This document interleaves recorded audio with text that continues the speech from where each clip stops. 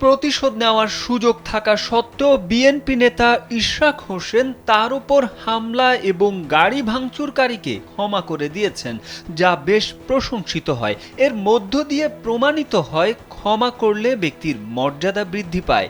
ঢাকা মহানগর দক্ষিণ বিএনপির সিনিয়র সদস্য ইঞ্জিনিয়ার ইশরাক হোসেন ইচ্ছে করলে প্রতিশোধ নিতে পারতেন, কিন্তু তিনি তা না করে হামলাকারীকে ক্ষমা করে উদারতা ও মহানুভবতার পরিচয় দেন। গেল 17 ডিসেম্বর রাতে রাজধানীর কোতোয়ালি থানায় এই ঘটনা ঘটে। বাংলাদেশের একমাত্র মাল্টিন্যাশনাল টাইলস ব্র্যান্ড আরএকে সিরামিক্স।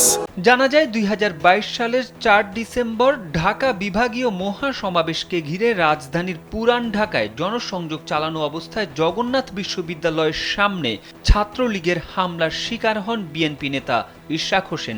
সেই হামলার ঘটনায় তখন থানায় কোনো মামলা না নিলে পরবর্তীতে আদালতে মামলা করেন তিনি।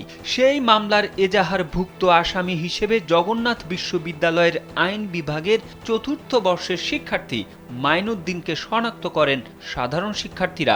পরে তাকে রাত আনুমানিক 10টার দিকে ধরে নিয়ে রাজধানীর কোতোয়ালি থানায় সোপর্দ করেন বিশ্ববিদ্যালয়ের ছাত্রদল নেতারা।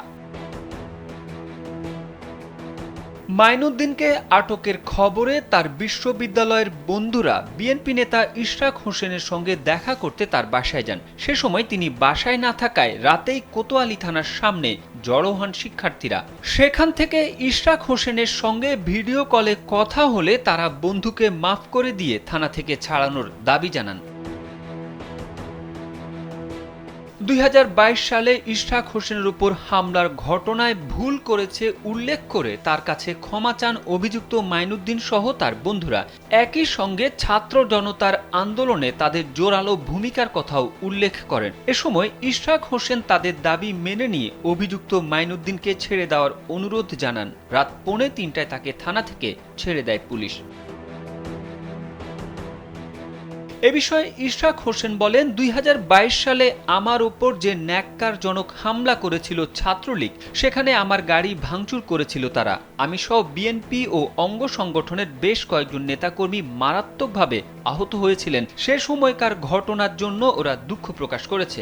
ঘটনায় ভুল করে এবং অনেকটা বাধ্য হয়েই অংশ নিয়েছিলেন জানিয়ে এজন্য ক্ষমাও চান অভিযুক্ত ওই ছেলেটি।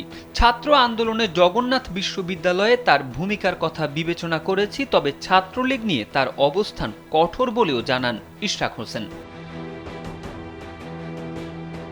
এ বিষয়ে কোতোয়ালি থানার ওসি তদন্ত নাসির উদ্দিন জানান, শিক্ষার্থীদের অনুরোধে ইশরাক হোসেন আসামিদের বিরুদ্ধে অভিযোগ তুলে নেন। একই সঙ্গে তাকে ছেড়ে দেওয়ার অনুরোধও করেন। বাদীর অনুরোধে আসামিকে রাতেই ছেড়ে দিয়েছি। তারেক আহমেদ, কালবেলা।